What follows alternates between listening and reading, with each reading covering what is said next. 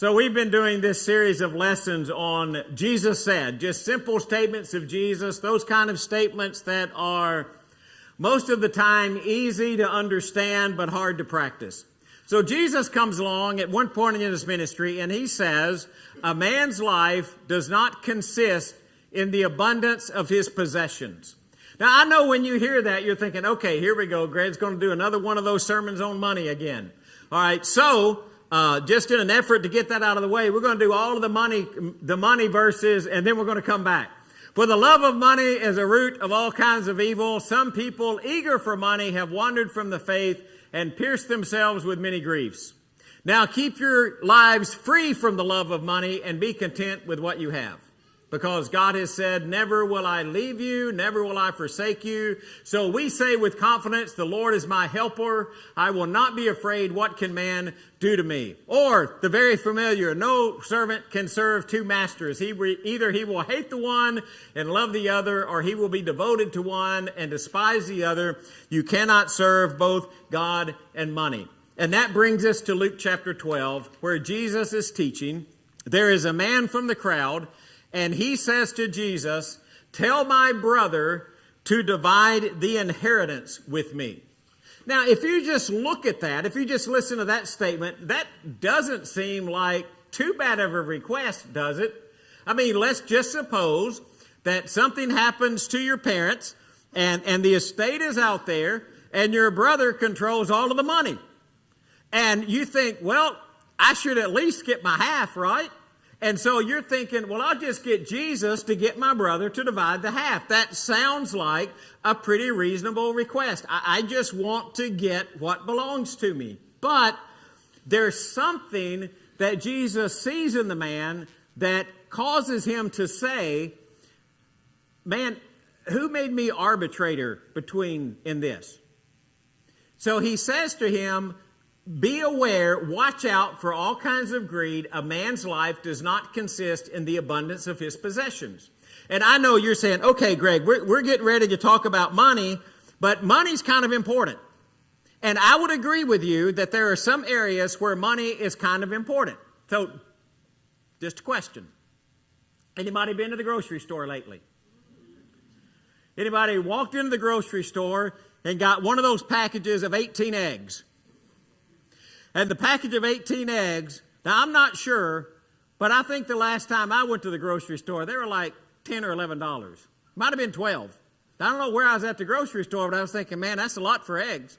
I thought about taking that package of eggs and walking up to the counter and looking at the lady who was checking me out, and because it was a lady, that's, you know, if it had been a guy, I'd have looked at the guy who was checking me out, but it was a lady who was checking me out, and I thought about saying, hey, don't worry about that, Jesus has got this one. Right? But I don't think that would have worked. Because I think if I had done that and walked out of the store, there would have probably somebody following me out the store trying to get, the half of my car for their 18 eggs. Because you look at life and you think, okay, money has some value, doesn't it? I mean, the last time I checked, we need some kind of currency to pay for the stuff that we buy. Money can't be unimportant. It has to have some kind of value to it. Now, and it's not only important for the things that we purchase. Jesus comes along in his teaching and the New Testament in his teaching, and it says another value of money is in the things that you can share. So you're supposed to take your money and you're supposed to be able to share that with other people. So if we're talking about money and we're going to have this sermon about money, I know that some of you are thinking, Greg, oh, by the way, y'all see my shirt? Brandon Davis gave me this shirt, and I told him I would model it. Now, he's not here. I think it says the man, the myth, the legend, Greg. In his defense, he wanted to get one that said Brother Craig, but he couldn't find one like that. But I did tell him I would model this shirt today since he bought it for me. That does not mean that I will model every shirt that you buy for me, but I tend to model some shirts and Camp Bacon shirts. Right? I tend to model those. But I know if we're thinking about money, you're going to say, well, Greg, if money's not important, why did you just pass a contribution plate? Because we just took some of your money, didn't we? The church did. And not only did we take up some of your money this week, You know what we're going to do next week? We're going to pass it again. You know what we're going to do the week after that? We're going to pass it again. You know what we're going to do every time that you come here and gather as a church? We're going to pass that little basket. Now, I preached at a church one time. It was a really interesting church. And we passed the basket. And I got up and I got ready to preach. It's when I was in college. And a little guy comes out the side. And he said, excuse me just a minute. He gets in front of everybody and he said, we didn't get enough. We didn't get enough. So we're going to sing and we're going to pass it again. So they passed it again. And they passed it again, and I got ready to get up and preach, and he was sitting on the front seat, and he was looking at this, and I get up to preach, and he gets up again, and he walks up to the front, and he said, we still ain't got enough. So we're going to sing, we're going to pass it again. And they passed it till they got however much that they wanted. And that's how much that they needed for that Sunday. And so it was also a really interesting church because he took all of the big bills and the checks, and so he knew what he needed for the week. So he took the big bills and the checks, and then whoever came to guest preach that Sunday got whatever was left over.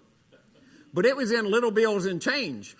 So I was sticking money like in every pocket I had, and I was like, don't y'all have a bag or something I could? No, we ain't got no bag. So I just put money in. It was a really interesting Sunday. I'm sorry, got off on an aside. I mean, Jesus comes along, and even Jesus has people who give him money for his ministry, doesn't he? You ever thought about that? Why did Jesus need these people to follow him and to supply his needs with money? And in Luke chapter 8, he gives a list of women who were traveling with Jesus and supporting him out of their pocket. Those women were supporting his ministry, or at least a large part of it. And I scratch my head sometimes with that because, Jesus is Jesus, right? So if Jesus really wanted to fund his ministry, do you think Jesus really needed money?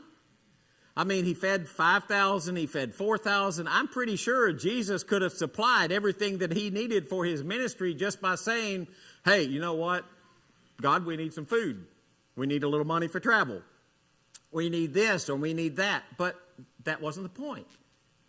Jesus used money and people who supported him for his ministry. So you follow that and you think, well, the request seems reasonable. Money is not unimportant. It has value in life. So it's not just about money for this young man, this man who comes and asks Jesus to ask his brother to divide the inheritance with him. Jesus' statement was, watch and guard against all kinds of greed. A man's life does not consist in the abundance of his possessions. It's not just about what you possess. It's about having greed. So Jesus' teaching here is about greed. It's not just about money. So Jesus follows that up with this parable, right? And you like my picture? I had AI generate that picture for me. So there's a couple of pictures in here. I just tried AI to see if AI would generate it. The only thing you probably can't see it from there is that guy's wearing glasses. I'm not sure they had glasses in Bible times. They might have. I'm not sure. But he got on a pair of glasses.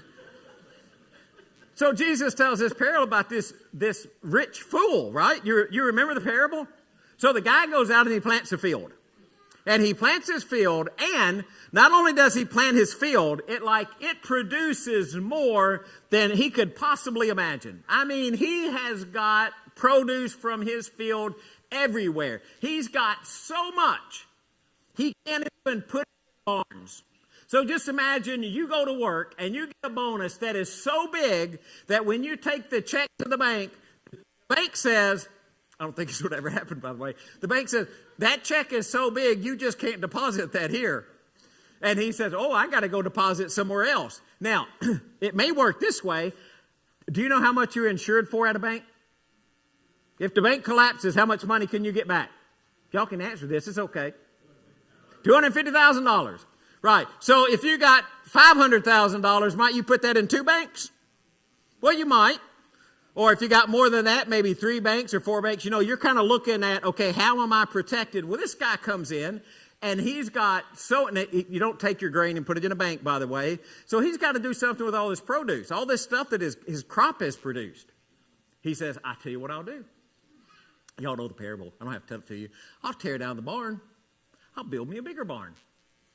And boy, then I'll say to my soul, whoo, you got everything you need. Just relax, eat, drink, And the text said, just relax, take it easy. You got it made. That's the Greg Smith paraphrase, but that's what the Greek says. You got it made. Do you remember what Jesus tells him? You fool. You fool. This night, your soul will be required of you. They will require your soul. Boy, in the day, it's a whole different sermon there, okay? We'll get to that some other time. What happens to all the stuff that he put in the barn? What happens to all the money that it would produce? Somebody else is going to get it. Jesus says, because you saved all this up, so you're going to relax, you're going to take it easy, you're just going to have some fun, and this night you're going to die. Now, that creates this thought process, for me at least, when I study the text.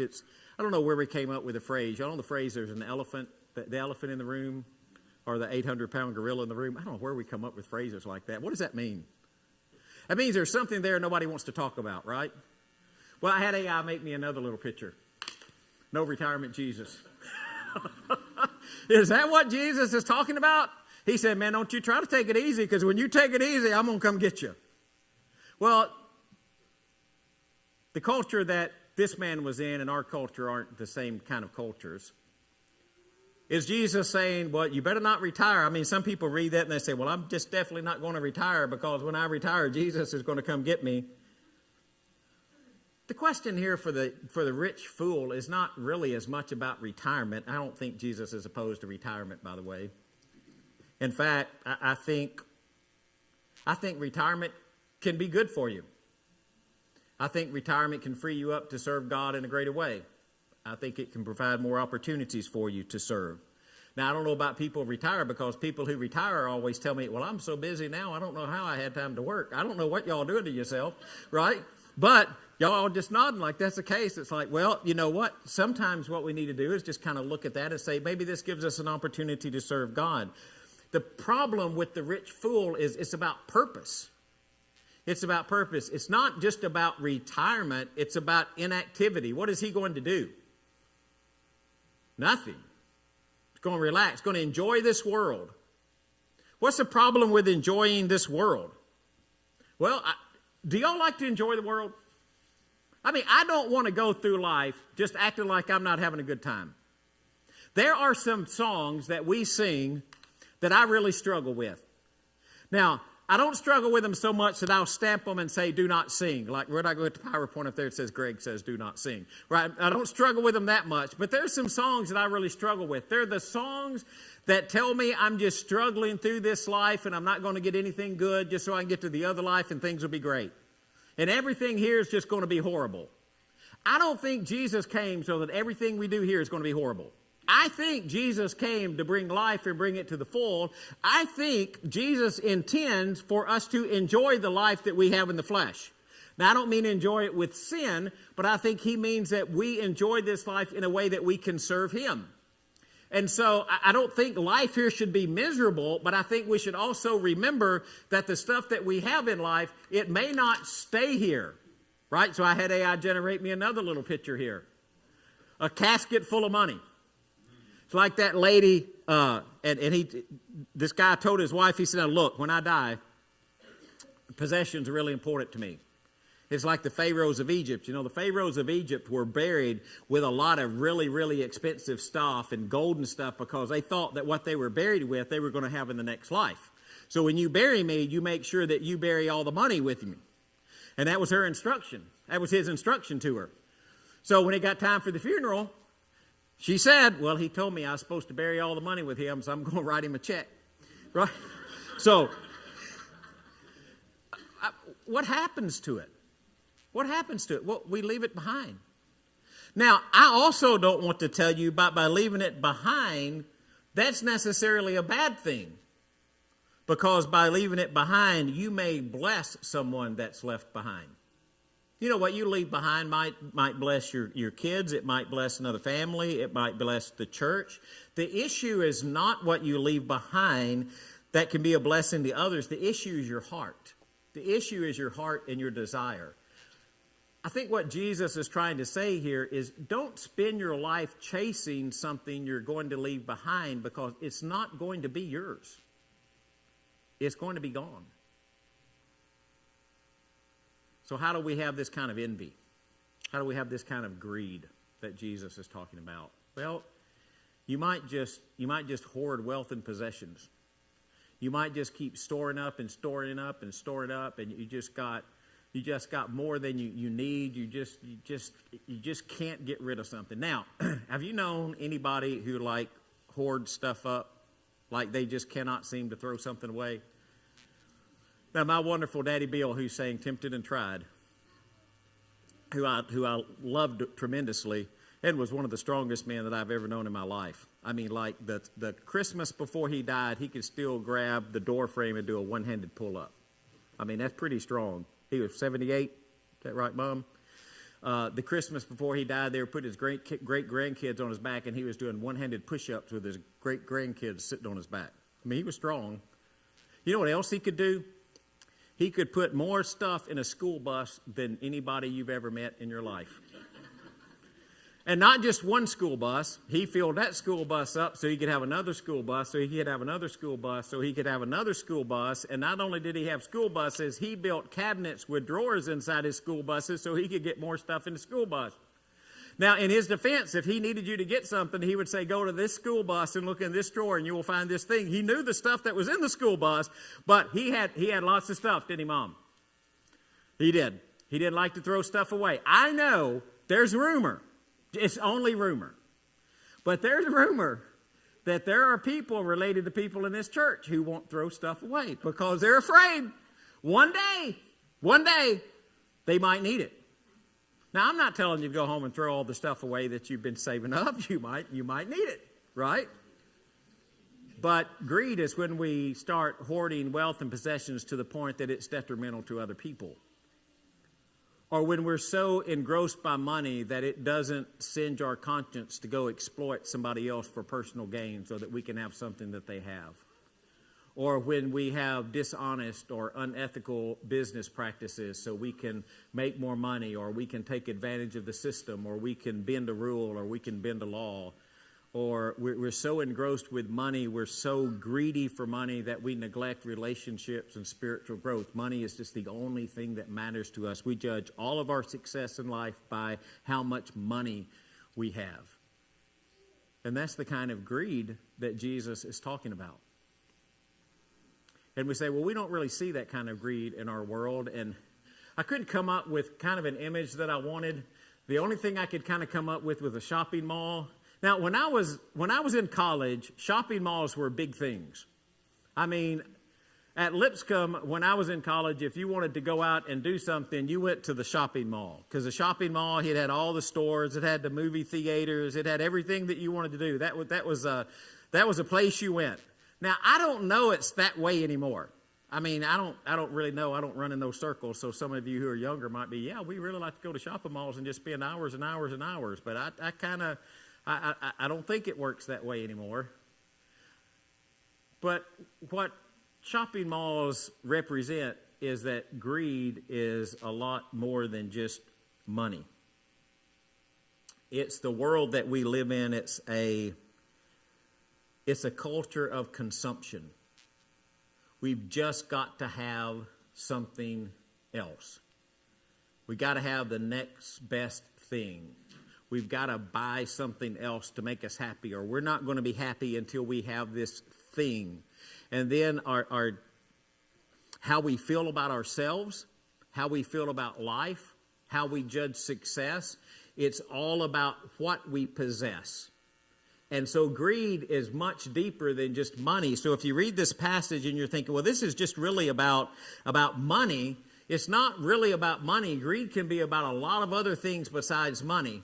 Now, I struggle with the money thing because, and this is not supposed to condemn you, it's supposed to condemn me as well.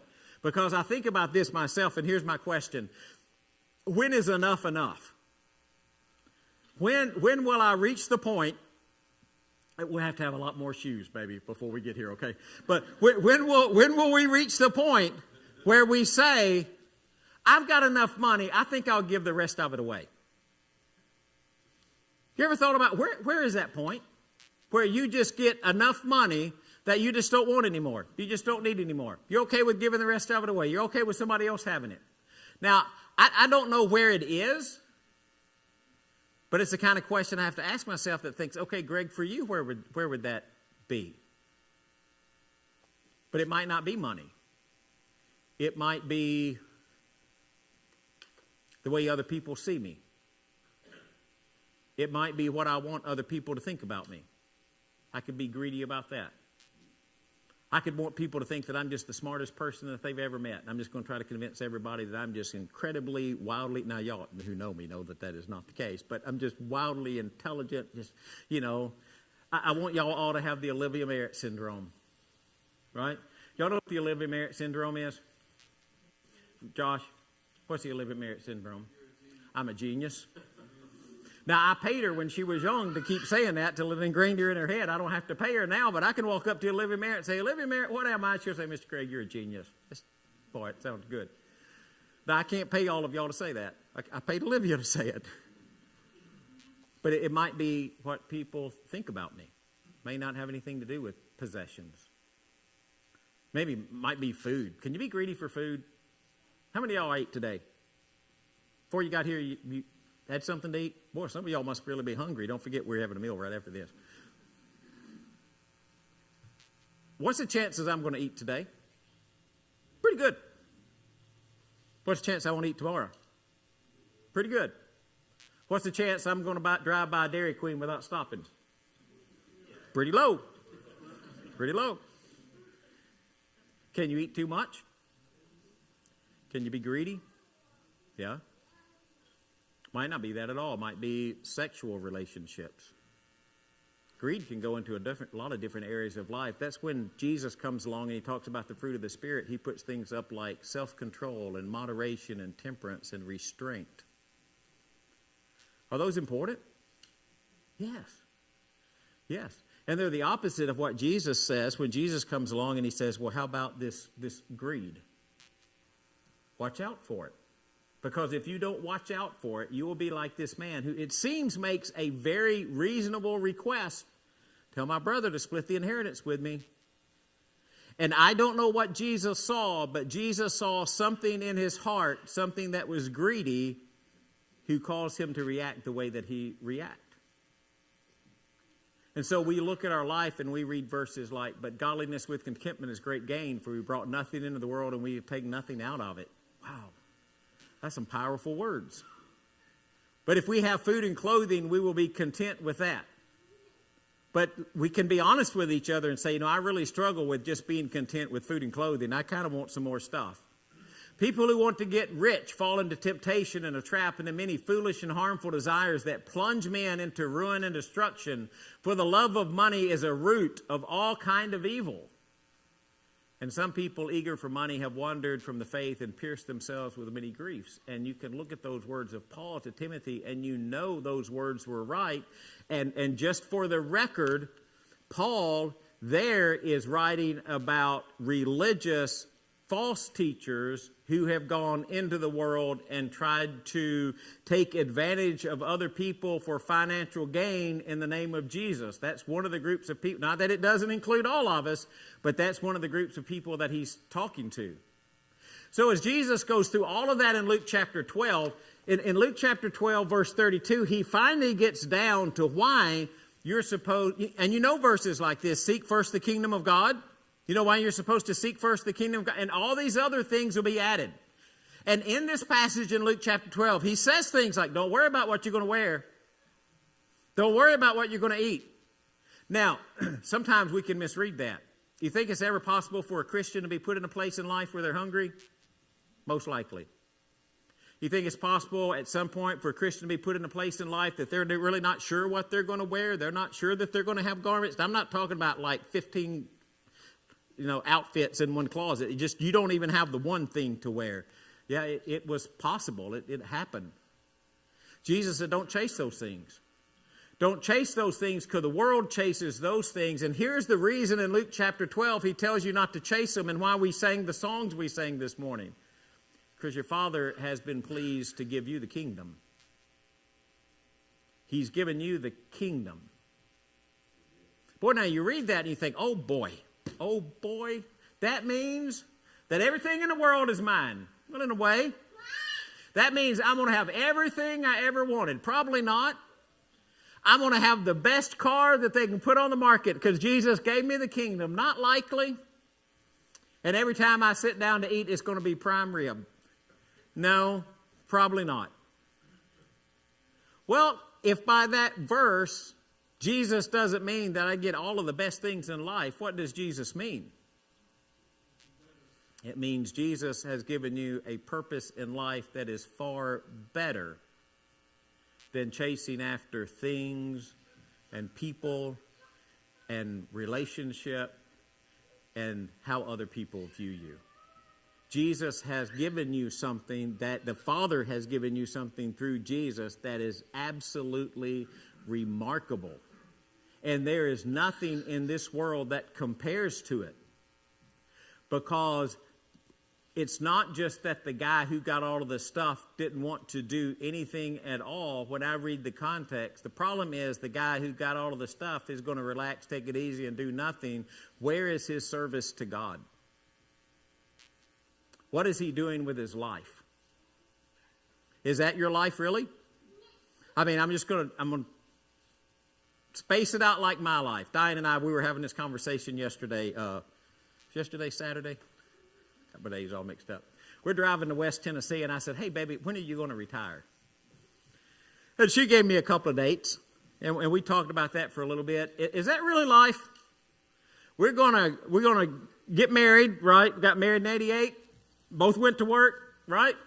Boy, we're going to work really, really hard. Going to do a lot of stuff. Going to save up some money. So when we get to whatever that magical number is, right? We get to that number. What are we going to do when we get to that number? I mean, what do most people say? Man, we're going to travel. We're not going to do anything, except all of y'all are so busy you don't know how you retired. We're just going to go have fun. You know, we might go to Paris. Might go to Hawaii. Been trying to get her to go to Paris and Hawaii anyway. Just can't get her on the boat. Can't get her on a plane. So you're trying to go to all of those places. You think, man, we're just going to travel and have fun. We're going to do nothing. We're just going to relax and enjoy life. I hope not. I hope not. Now, I do want to relax and enjoy life. That part I'm good with. Here's the reality, at least in my head, as long as I can think. When do you think I'll retire? When do you think I'll quit doing Bible classes and talking to people and preaching when they give me a chance? Probably when I'm dead. Now, if I were doing something like Diane and I was an architect, might I quit architecting? Is that a word? I'd probably quit architecting. The question is not, is Diane going to quit architecting? The question is, when is she going to stop serving God?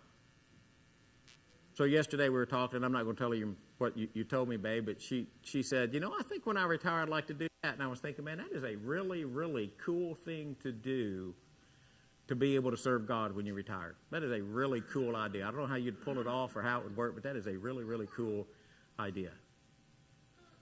Do you know when you retire from serving God? You don't. You don't. Charlie says, when you die.